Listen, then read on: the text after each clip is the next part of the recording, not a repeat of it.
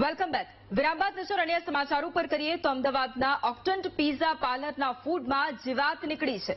ઓક્ટન્ટ pizza પાર્લરમાં ગુલાબજાંબુમાંથી વંદો નીકળ્યો. CG road સ્થિત ઓક્ટન્ટ પિઝામાં ઠેર ઠેર ગંદકી પણ જોવા મળી. એએમસીના આરોગ્ય વિભાગે ઓક્ટન્ટ પિઝાને સીલ પણ માર્યું છે. વધુ એક વખત ખાદ્ય પદાર્થમાં જીવાત નીકળવાની આ ઘટના.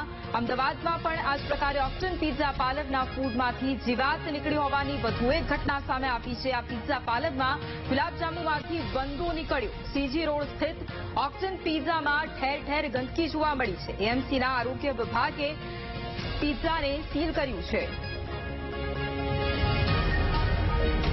અને આજ મુદ્દે સંવાદદાતા દીપક ફોન લાઈન પર છે. દીપક, વારંવાર ખાદ્ય ખોરાકમાંથી જીવાત નીકળવાની ઘટનાઓ સામે આવતી હોય છે. અમદાવાદમાં પણ એ જ પ્રકારે ઓક્ટન્ટ પિઝા પાર્લરના ફૂડમાંથી જીવાત નીકળી છે. અત્યારે શું વધુ કાર્યવાહી?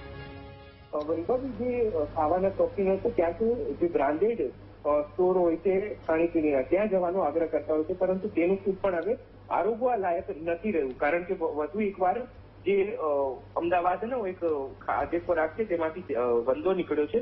સીજી રોડ પર આવેલા જે ઓક્ટેન પિઝા છે તેના ગુલાબજાંબુ છે તેમાંથી વંદો નીકળ્યો છે. રેસ્ટોરન્ટમાં ગંદકી પણ જોવા મળી હતી.